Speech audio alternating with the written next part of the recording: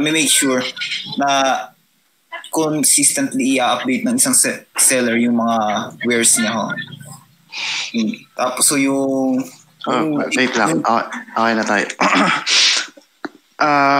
Tawag dito. Ano ba to? Binabasa ko tong picture. Wait lang Isa-isay muna natin. So, yung sa ilan yung nagde-develop sa inyo? I mean, okay lang sa akin kung isa o dalawa, it doesn't matter. Pero isa ilan? Lang po. Isa lang. Walang tumutulong sa'yo in terms of development? Sa functions po, pero yung design po, binibigay ko na po sa kanila. What do you mean by design? Yung mga front-end po, yung parang sa mga buttons and such po. Sino yan? Sinong person yan? Sila pong tatlo. Okay. Ganito. So, I think tatlo kami na...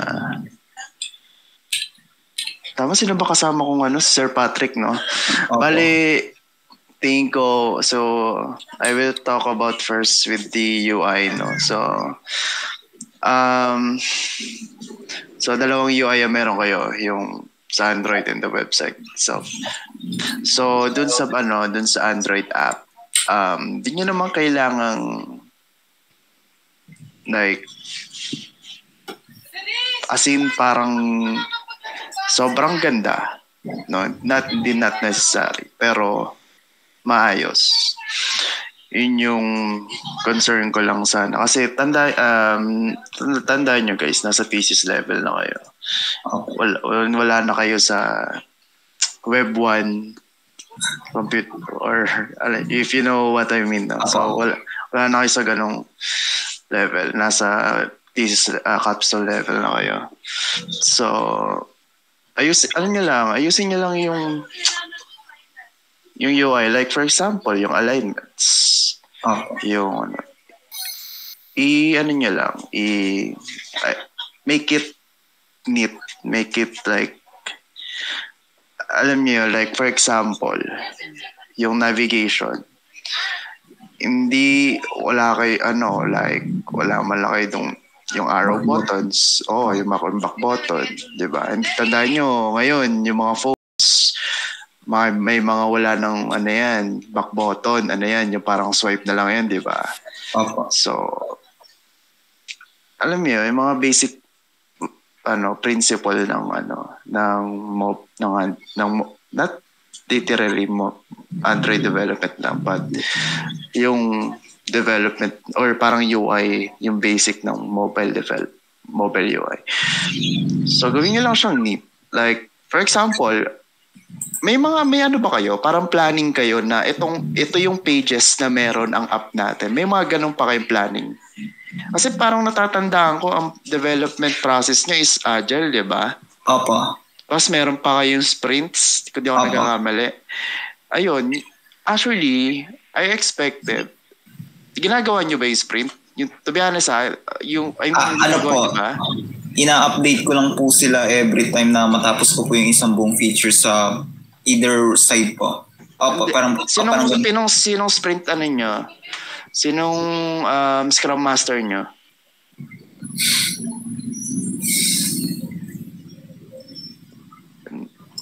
Hindi nyo alam yung term ng Scrum Master? Hindi po. Ako, titingnan ko. Hindi ba na-comment ni Sir Patrick? Kasi yung sprint is saka tuwing nakailang sprint kayo simula nung thesis 1 hanggang ngayon, nakailang sprint kayo? Sprint, ilan po ba? 31 po. 31? Kada isang sprint, anong duration nun? 1 week po. 1 week po per features per po. Yung grabe, bilis. Bilis na 1 week. Opo.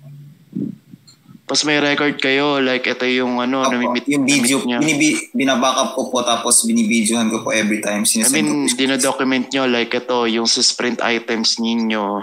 Ito yung Kanyari, so for the sprint, ito yung goal nyo na matatapos.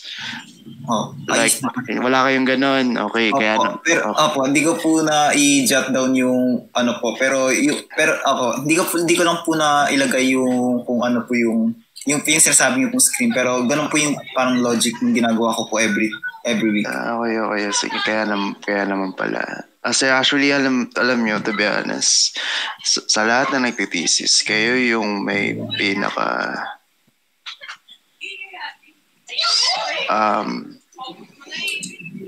mas expected na mas maayos yung development process.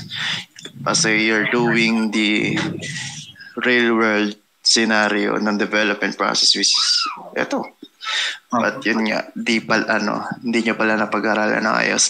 Anyways, since you have until January, I expect na you will do this sprint thing na mas maayos. Why? Kasi kapag ginawa nyo itong sprint, mas magiging align kayo kung anong goal nyo per sprint. Ilang weeks meron kayo? 4 weeks? Or mga Sabihin na natin 4 weeks. So per week, i-plan nyo, i-jot down nyo, ano yung dapat nyong i-goal per week. Okay pa. I-breakdown nyo yung task. Don't assume na ilalagay nyo. Kunyari, revise UI. Ngayon, yung revise UI na yun, i-breakdown nyo. Ano yung kailangan nyong gawin for that specific task.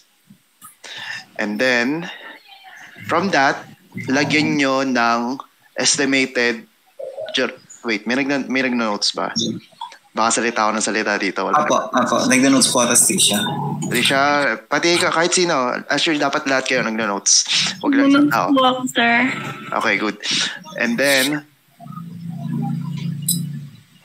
i-shut down, yung estimated, like, maglagay kayo ng estimated time para magawa ang isang task. For example, for this task, it will consume only 4 hours. Ganon. And then, doon yung malalaman, di ba, sinabi ko, break down the task. Yan yung task, yung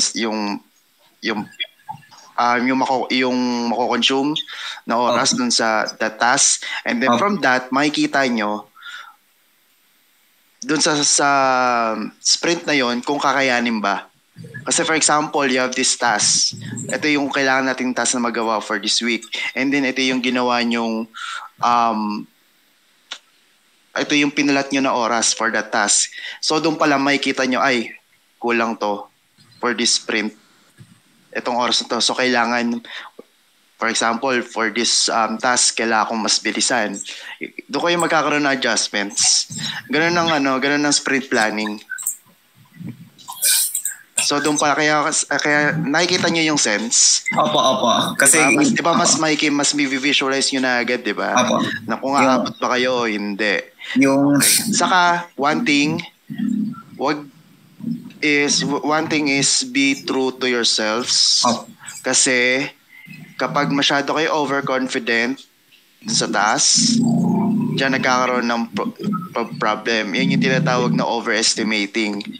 So maging realistic kayo sa planning ninyo. Pag tingin nyo talagang matagal, then do something about it. Okay? Like, kunyari ikaw as developer, alam mong matatagalan ka dito, then ask ka ng help sa sa ka-team mo. Like, ano bang pwede na yung help dyan? Something like that. Okay? Now, so siguro that's yun yung point ko about the development process ninyo. Ngayon, the next thing I want to is yung UI ninyo. Para mas maging maayos yung UI ninyo. I want tama silang yung iba mong kagrupo yung gumagawa ng UI? Tama ba? Okay. Ikaw, Trisha, Romar, and then si yung isa, nakalimutan ko yung pangalan. mag-declare kayo like, ano yung mga pages na yung makikita, anong pages ang meron ng yung app natin? Android app pa lang to Anong pages meron tayo? Now, with that, pag na-determine nyo ano yung mga pages na yon, determine nyo, ano ba yung nagagawa ng gantong page? Wala mo lang UI to wala mo lang UI thing. Alamin nyo muna ano yung mga page, ano yung nagagawa ng page na to, at ano yung dapat makita sa page na to. And then with that, kailangan nyo mag-drawing ano yung magiging itsura niya pag nasa UI na. Okay? Ganon basically ganon dapat ang basic way nyo para mag-create ng UI. Not just for mobile, pati rin sa web. Okay? So, ganon ang basic nyong gagawin. So, with that, kapag nagawa nyo yun, at least, alam nyo yung flow ng system ninyo. Diba? Kaya natin bine-breakdown yun. Why? Kasi doon nyo rin malalaman kung tama ba or align ba yung process na gagawin nyo dun sa UI or dun sa system nyo itself. Kaya dapat alam nyo na sa sarili nyo as group, not just si Lontok or si Fernandez or any person, dapat alam nyo lahat, unified kayo na ito ang process flow and then ito yung magiging flow din sa UI.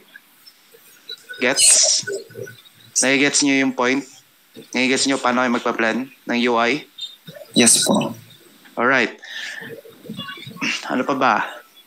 Yung speed po. Okay, next. Yung speed ng API,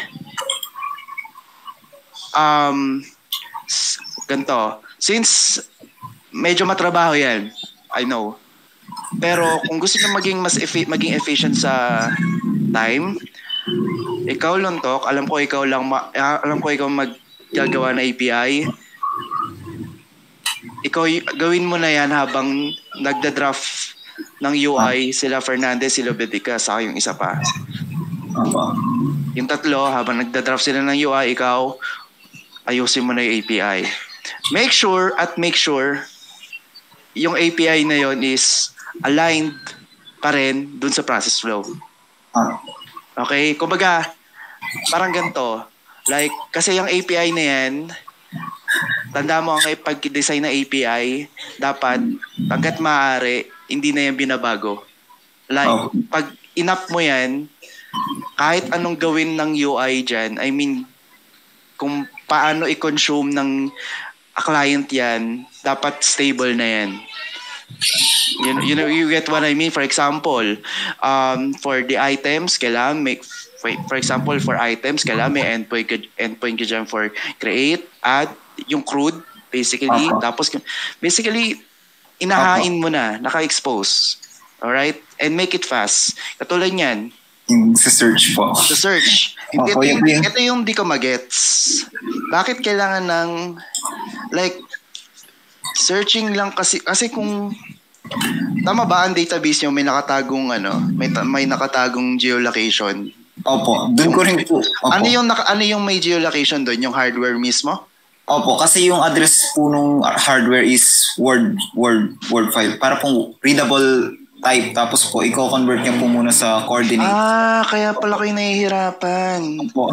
Pag kaya medyo... mali ang design nyo. Mali ang design nyo. Ganito ang design. Kaya pala sabi ko, ang tagal. Ganito. Ang design dyan, kasi isipin mo, kung whole address yun, i-convert mo pa. Opo. Di ko lang alam kung ano yung pang-convert mo, kung saan ka nakaasa, pero ang tagal na proseso nun. OpenStreetMaps po. Kasi yun po yung... Pero alam ko, actually, kung binasa mo yung documentation ng Android, meron yung pang convert from coordinates to address mismo. and address to coordinates. May ganun na ang Android. Yung Android po mismo? Yes, meron yan. Basahin mo lang. May ganun na ang Android mismo. Kaya sabi ko, nagtataka ko, ba't kailangan mo pa ng OSM for that? Kung yun lang kung yun lang ang purpose meron mo. Pa pong isa, tapos meron po pong biggest issue namin kasi medyo, yun nga po, may struggle po ako. Yun, sinabi ko na po yung dati sa advisor namin. Kasi po yung medyo mahina po yung, di ko po talaga magets kung paano po yung, di ba yung image po? Di ko po alam kung paano yung logic ng yung pag-upload po ng image sa database kasi yun po, isa pa po yun sa nagpapatagal. Okay, ganito. Sige, madali lang yan. Ganito. Yung image, di ba kunyari, item itself. Hindi ka maglalagay ng blob array dyan. Or yung byte array, yung parang if yung image file na ginawang array of bytes, hindi ganun ang tama kasi lalaki ang yung database mo, plus mahirap siyang i-retrieve. Kasi isipin mo, pag ang i-retrieve mo lang item plus kasama na yung feature, di mo naman kailangan agad yon, right? Ngayon, ang tamang way dyan is i-save mo yung path, yung file directory nun. Gets mo? Yung file, gets nyo ba guys? Kayo, actually, ang goal ko dito, hindi lang dapat silang makagets neto, dapat kayong lahat. Opo. Okay, kayo ba? Gets mo? Okay, ikaw, okay, gets. Okay po, sir. Ngayon, file path. Yung file path na tinutukoy ko is, yun yung magiging file path nung kung nasaan yung API server ninyo. Okay. Yung API server ninyo, magsaset kayo dyan ng file directory for attachments. Bahala kayo. Since image lang to, okay, sige, image. Pero basta ang goal is magkaroon kayo ng file path kung saan magsasave yung image. Or saan, basta meron kayong taguan, may directory kayo, at hindi nyo i-expose at ilalagay nyo yon sa server. Hindi, syempre, nakalagay sa server yung API, diba? So, syempre, nasa server yon. So, wag nyo ilalagay dun kung nasaan man directory yung API. Ilalagay nyo siya dun sa mas safe na directory. So, pwedeng sa local data. Alam niyo yun, yung local data? Apo. Ayun, I think magigets yun. Yung kung kayo, kung nasa Windows kayo, like yung ampersand, local data, or wag sa temp data, local data. So anywhere, basta safe, doon nyo ilalagay yung directory ng image, and then ang isa-save nyo sa database dun sa item is yung file path lang mismo. Yung yung file path mismo po yung sa database? Yes, file path lang. Okay. So, yon, save na yung yung isang problema niyo for that. And then, ang follow-up question dyan is, since file path yon, paano namin re-retrieve yung image? Ngayon, ito na yon. Ngayon, ang pinaka-best way dyan is magkakaroon ka ng separate endpoint for retrieving the image file. Okay? Ngayon, bakit kailangan nating ihiwalay yung gets mo yung endpoint na term? Okay, yun yung ina-access natin na kayo, Fernand, gets nyo yung endpoint na term? Hindi. Yung endpoint na term is yun yung, for example, ang base na URL natin is google.com. Okay? Tapos, yung endpoint is, yun yung parang like, for example, google.com/ kunyari, admin /get, kunyari, login. Yan, yun yung endpoint. Kumbaga, yun yung parang page, something like that, parang navigation, something. Pero, para siyang route. something like that, o route nung UI nung web page or nung API. So ganun ang endpoint. Back to the so magkakaroon ka ng sarili mo endpoint for retrieving basically yung CRUD, saving, update, delete nung image doon sa file server. Galing yun.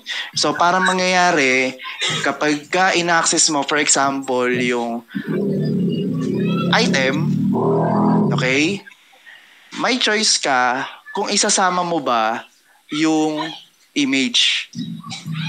Like, for example, saan ba pinakamaganda example? For example, for searching. For example lang searching ng item. Pag nag-search ka, syempre, i-retrieve mo muna yung item. Diba? Isa-search mo. Ngayon, bago mo ibato yung data, diba? Ngayon, tatawagin mo ngayon yung saka mo tatawagin yung endpoint nung retrieval ng image. Okay po. Parang hiwalay. Oh, yes. Bakit? At least, yung searching ng data dun sa database, mabilis. Diba? Ay, sir, hindi po, yung isa pa po, okay pa. Yung po pala kasi, hindi po ba nagpapabagal din yung pagko-compute po ng distance ng, sa search? Kasi dun ko rin actually, yung distance... Hindi, saka na muna yun. Dito muna tayo sa parang yung, di ba, nandun na tayo sa search ng image, ng image ng item. So, may na-retrieve na sa database. Ngayon, pagka-retrieve mo nung na yun, yung set of data na yun, sa search mo, saka mo lang tatawagin yung method mo or yung endpoint mo pang-retrieve nung image. Okay po. With that, ang essence nun is at least hindi na stress yung database mo na i-retrieve abang nagsa-search siya, may kasamang file lang image. Okay. Diba? Ngayon, at least yung retrieval ng image mas mabilis na yon. Bakit? Kasi nasa local lang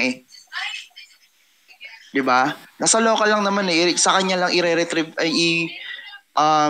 tawag dito, pag sinama mo naman yun sa sa JSON, tama ba? JSON niya. Naka-JSON nga yan. Basta kung mas mabilis siya, basically. Kasi hindi siya kasama dun sa database, tawag dito, yung sa pag-search mo sa database, hindi siya kasama. At least, i-retrieve mo lang siya. Parang, i-retrieve mo lang talaga siya dun sa file system mo. Ko-convert mo, isasama mo dun sa data nung na-retrieve mo, and then i-convert mo sa JSON, and then boom. Ganun. 'Di ba? Mas maganda, 'di ba? Opo. Nagme-make sense ba yung idea? Gets ko na-encounter ko na po yung idea niyan, pero di ko po try. Okay pa. Okay. Nagme-make din. Ang tanong ko, nagme-make sense ba yung idea? Yes po, yung idea po. Okay.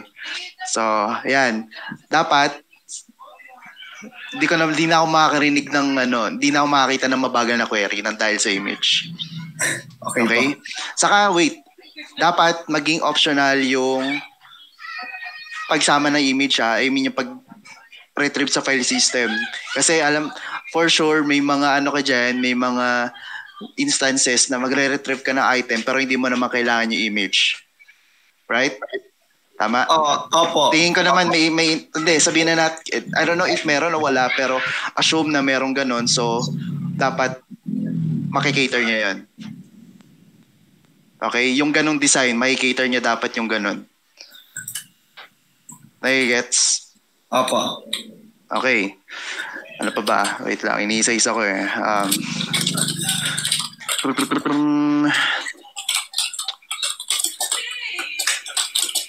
Okay, so sa API, okay na tayo. Etong inventory, yung business model na lang. Actually, yung business model, Opo. nasagot na to ng isa inyong kagrupo Wala lang dito. Hindi ko po narinig. Si Basilio po sir yung nakasagot po nun. Sino? Si Basilio po. Yun. Actually, ang simple lang ng sagot sa problema nyo pagdating sa business model. Ano po? Guess nyo yung business model? Yung term Ako na po hindi. Yung business model, yan yung, actually talaga, tinuro ko to sa estudyante ko kayo sa e-commerce, di ba? Umayos kayo. Talagang, ano po kasi ako, di po ako business-oriented. hindi naman. I mean, naturo ko to sa e-commerce. Po, yung natandaan ko lang po ata yung freemium nga po, yung kanyang sinasabi. Ko yun sa e-commerce, yung mga customer to business, business to customer, or business to business. Yung model na sir? Oo, naturo ko yan. Like for example, yan, subscription based or may percentage dun sa sales o mga ganun. At ang pinakasimple na sagot doon na pwede nyo i-implement na hindi kayo problema masyado sa pag-implement is yung sinabi na kagrupo nyo, which is yung percentage dun sa sales. Like for example, kada sales, kunyari, mag-implement kayo, may 5% ako nahati dyan. Okay po. At least, kahit ayaan mo siya magbenta, kung may 5% ka naman doon, I mean, kung tingin mo, doon pa lang kikita ka na, hindi, may kita ka na, di ba? Ganun ka simple lang. Sir, mag-i-implement po kami ng online payment nun. Actually, nakalagay ata sa ano nyo yun na... Hindi po na... Hindi nyo naman kailangan ng payment. Pero kasi, ang inaano sa inyo, ang questions sa inyo kasi, paano kikita? Sorry po, medyo. Diba? Ang sabi yung comment ni Sir, Sir, wait lang ha. Saan ba to? Actually, parang nakaligtas kayo sa part na yun na hindi nyo kailangan ng payment module. Opo, kasi yun, nakaligtas kayo doon. Sobrang tatagal. Asan yung comment, pasen nga nung comment ni Sir Patrick. Pag nakalagay ka Sir Patrick yun, edi... Pero ewan ko lang din kasi parang nakalagay ba sa SOP nyo yun na may payment? Wala po. Wala, edi nakaligtas nga kayo. Order system lang po talaga yung nilagay namin. Kasi po yung dating po kasi... revise the content, chapter 4, revise chapter 5, revise survey. Okay, nakaligtas nga kayo sa... Yay! Nakaligtas nga kayo. I can confirm. Nakaligtas kayo. Professional po kasi yun eh. Hindi naman professional, pero... complicated po para sa level. Hindi naman sa complicated. Kasi pag payment, magrenta ka pa ng API eh. Opo, yung API, kailangan mo pa ng gateway, API, magkikater ng payment, di ba? Pero yun na lang po. Pero yun nga, huwag na natin pahabahin yung usapan for that, pero ang pinakasimple lang na sagot doon is yung percentage sa sales. Yun ang pinakasimple yung sagot doon. No more, no less, unless gusto nyo pahirapan ng sarili nyo. Sir, ibig sabihin, hindi ko na po, maliban po, pag in-update ko po yung inventory, hindi ko na po kailangan implement yung iniisip ko po kasi. Tanda mo ang inventory tungkol lang, pag sinabi mo inventory, walang usapang sales dyan. Iba ang usapan ng sales.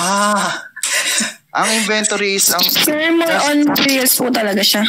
Yes, more on lang talaga yan. More on items lang yan. Sir, paano kasi yung iniisip ko po kasi, paano po namin malalaman na consistent po nag-update yung seller ng inventory niya? Ganito. Ano muna, ilatag nyo muna, like, nasaan na ba tayo? Yung business model muna. Opo. Basta ang business model nyo, ang pinakasimple nyo pwedeng gawin is yung porsyento sa kada sales ng, actually per item nga eh. Per item, may porsyento sila doon. For example, yung gantong pako, kunyari, 10 piso per yung gantong size, gantong type ng pako, 10 pesos per kilo. Ngayon, ngayon may rule ang system, yung 5% ng sales nila per item sa kanila or sa owner. Kunyari ako yung owner, ako yung admin, may 5% ako doon. Oh, di ba kikita agad ako ng 5%? Okay, sir. Okay po, sir. Paano po namin... kung malaki yung volume nun, di ba? Kikita ka na nun. Sir, may study yun kung hindi lang basta-basta dinedeclare yung percentage nun. Pero, ang pinaka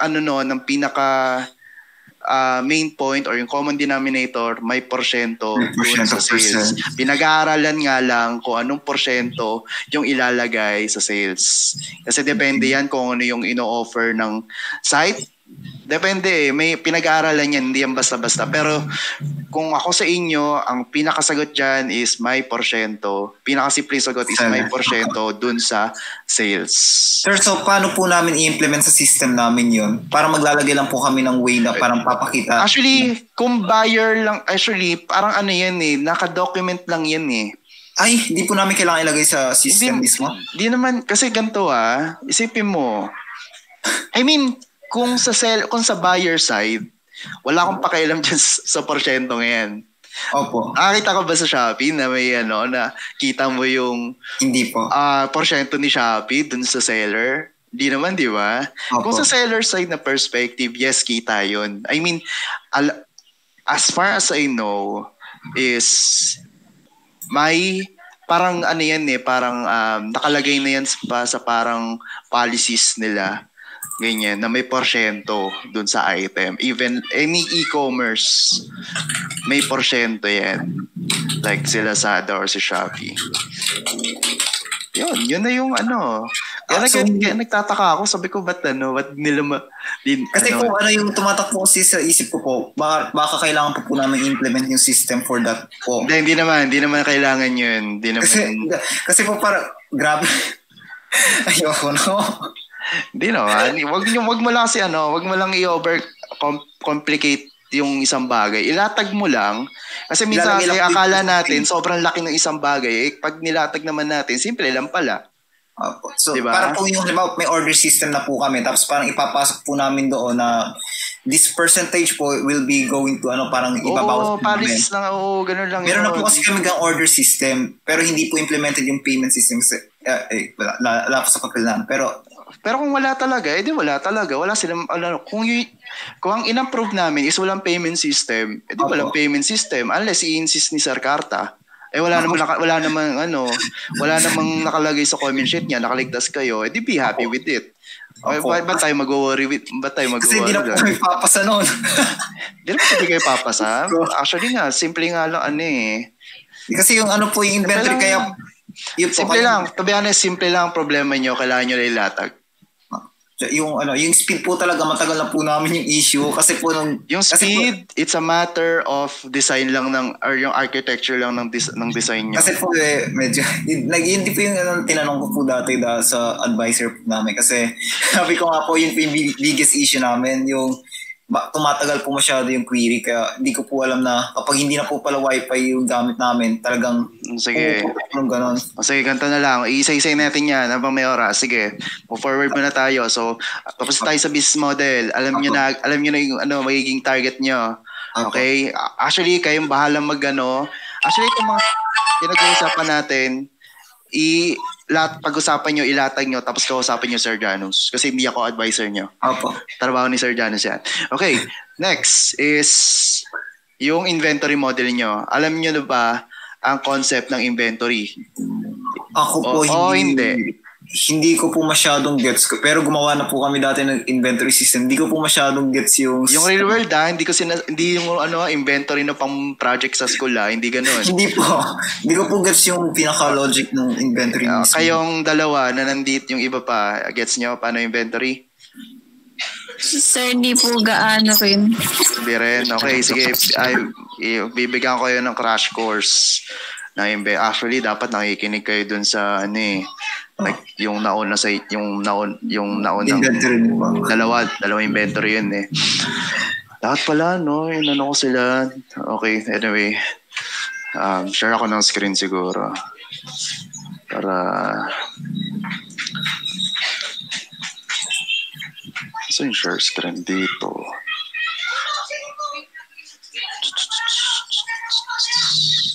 Window. Tatawa ako, sir. Ba yun? Tatawa. ang layo na ho kasi ng iniisip ko. Kaya po natatakot ako kasi ipasok po yung business model kasi baka po Huwag ka matakot. baka po pagawa na sa amin yung Hindi. Tanda mo, kaya kami nagpa-panel is at yung ang job namin ng panel at ng advisor nyo is para maging align kayo dun sa goal nyo. Hindi para i-over or pahirapan kayo. Kung ano yung gusto nyo pag-aralan, edi go. Pero gagawin nating align. Hindi natin yung, kumbaga, hanggat straight line yung dadaanan nyo, hindi yung kung saan-saan, di ba? So, ganun, wag kayong mali yung perspective natin sa panel, sa advisory. Anyway, ito ang inventory. Pag sinabi natin inventory is, actually, mas maganda i-record nyo nga. May nag-record pa sa inyo. Meron po. Meron po siya nagre-record po. Naka-record ba? Okay, good. Okay, so ang inventory is more on, actually, ang inventory walang sales yan. Meron talagang nakabukod na module for that. Okay? So, pag sabi natin inventory itself, as in, ang nagmamatter lang sa kanya is yung stocks or yung physical inventory. So, ano yung nagmamatter sa inventory? So, ang nagmamatter sa inventory is yung status or yung parang count niya. Okay, for example, meron tayong dalawang items. So, kunyari may item 1 tayo. Tayo kumana nung walang plus no? Anyway, sige, item 1, so item 2, so, sige, item 1 na lang. So si item 1, syempre ang basic na alam natin sa inventories, ilan ba meron tayong item, tama? Opo. So that's total available. Okay. Pero, ang real world is, ano lang to, kumbaga dun sa iceberg na meme, alam niyo yung iceberg na meme, na yung sa ibabaw ng tubig, maliit lang yung yellow, pero pag sa ilalim ng tubig, malaki. So, ganito ang inventory. Kasi ang maling perspective ng nasa academe na students is ganito lang siya, pero hindi. Pero what inventory matters is, ang nagmamatter sa inventory is yung breakdown nitong total available. Okay. Paano ka nakapag-come up sa total available? Okay? Yan ang isa sa nagmamatter sa inventory. At isa pa nagmamatter sa inventory is yung history, paano siya nag-come up sa total available. Yung transaction history. That's what I mean. Oh, okay. Okay, so doon muna tayo. Huwag tayong lumayo. Okay, so ngayon, ano yung pinaka-basic na numbers or yung parang paano tayo makapag-come up ng total available? So, one thing is, kung i-generalize ko, okay, so ito yan. So, receiving, no. Receive, out, and scrap, and then adjustment in, adjustment out. Yung pinaka-basic, to be honest. Pero kasi kanya-kanyang yan. Iba-iba yan kada seller. Hindi naman sa seller, not seller. Iba-iba ang inventory kada industry. Okay? So, sa inyo, pero depende sa inyo kung paano nyo, ano yung mahalaga sa inyo. Pero ito yung basic na inventory. So, i-explain ko kung paano to gumagana. So, ang receive, ito yung, kunyari, so si seller, si hardware store, may pumasok sa kanyang, like from the manufacturing, yung supplier niya, okay, kunyari ng Tamtax, for example, for item 1 to ang usapan natin. For item 1, kunyari may pumasok sa kanyang 10, umorder siya, 10 kilo. Ngayon, may bumili sa kanya, kunyari, 5. Ngayon, ilan na ang magiging available niya? 10 ho. Sigurado Ay, ba? 5 po. Umayos ka, babalik ka sa grade 1. Okay. Basic math yan. Okay. So, ngayon, sa day 1 to day 1 na. So, lagay nga tayo dito. Transaction history. Yan, transaction history. Tapos, ang ano mo is item. Tapos, pangalan. Wait lang, inaano ko item. Tapos, item number. Tapos, no. Item code. Then, pagka-item code is, alagay natin yung receive out. Actually, ilalagay nyo rin to.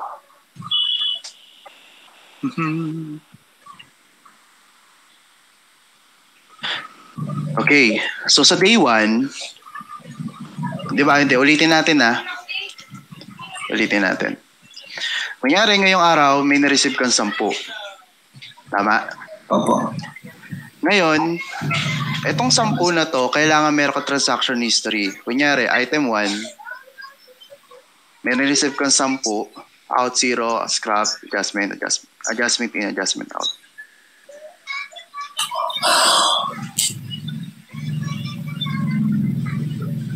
Oh my God. Ganyan. Transaction history to ng item. Ito parang isipin nyo na lang, ito na rin yung database. Ito na rin yun. Parang ganito na yung itsura niyan. Okay, and then, ngayon, so, sa date, so, kunyari, sa isa pang transaction is, may nag-out. Kunyari, 5. Item 1 ulit. Ang receive ay 0. Ang out ay 5. The others, yung iba ay 0. So, pag tinignan mo yung item, magkakaroon ng out yan na 5 at ang total available ay 5 po. 5. Kala ko 10 ulit eh. Okay. Nakikita nyo yung So, parang late lang. Gawin nga natin mas simple to. Sum. Hindi naman na tayo. Okay. Tapos ito. Sum ng out. And then, ito mga to ay for now is F4 minus G4. Yan, para tayo.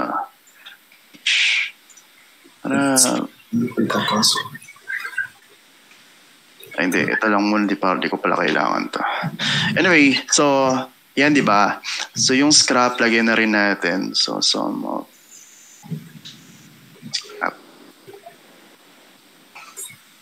investment in. Ito, di nyo na kailangan to eh. Hindi naman kayo magpi-physical inventory eh. Wala naman kayong ganun. Basic na inventory lang naman kailangan nyo. Sobrang basic na inventory. Kaya sabi ko, hindi kayo mahihirapan dito, promise. Kailangan nyo lang malaman yung basic na process. Anyway, U21. Ito meron. Consistent formula. Okay lang. Anyway, yan. So, nakita niya, di ba? So, ngayon, itong scrap, hindi nyo na ito kailangan actually. Kasi itong scrap, ang ibig sabihin nito, yung mga na-reject na item. Pero pwede nyong gawin is, ito yung magiging return. Pwedeng bumalik, di ba? May option ba lang pwedeng bumalik yung item?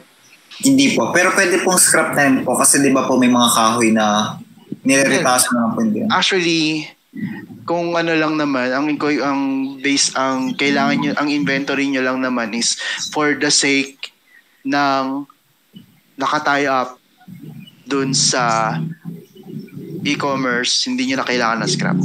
Okay. Pwede rin yun. Pero actually, pwede rin naman yun. Sige, pahirapan natin mga sarili natin. Sabi nyo, di palindigan natin. Di ito, scrap to. Ito, return. Actually, pwede naman talaga. Sir, kailangan magre-return. Wait lang. So, ito ay yung return. Tayo. Opa. So this will be sum of this one. Okay, so 0, 0, 0, 0. Ikaw.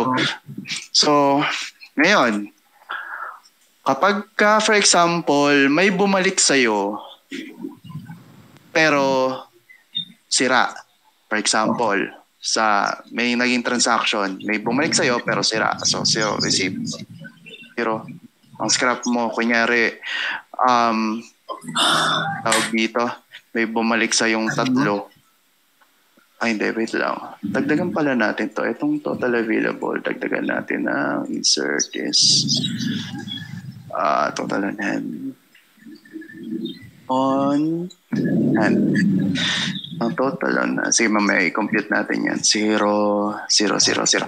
Okay, for this itong pangatlong transaction is like, may bumalik sa'yo, pero yung 3, sabihin natin 3 doon is palpak. Opo. Okay. So, ngayon, makita nyo, yung scrap 3. Ngayon, paano natin mako-compute? Nakalimutan ko itong on hand eh. Kasi itong on hand, ito yung total na meron ka physically. I mean, for example, ito yung mismong hawak mo na items. So, ito yan. So, papakitaan kita ng computation. So, wait lang bibigyan na kita ng formula. So, sum of, hindi siya sum pero, yung receive mo, wait lang G4, yung out kasi wala na sa on hand mo. So, yeah. So, H4, yung scrap nasa iyo. So, hindi siya magmamatter. Tapos, adjustment in out. So, actually, tanggalin na natin itong hindi naman natin kailangan to eh. Hindi nyo kailangan to. Hindi nyo kailangan to para sa inventory nyo. Return. Tapos, yung sinireturn. So, yeah. Total on hand mo ay. Ba't ako hindi, plus yan. Plus.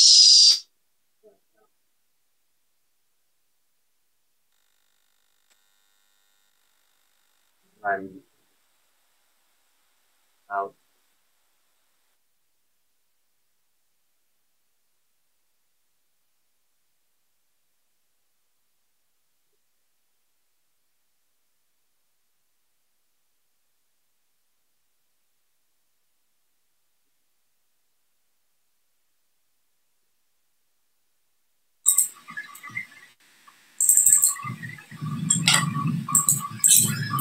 Hindi ko naman pala kailangan ng...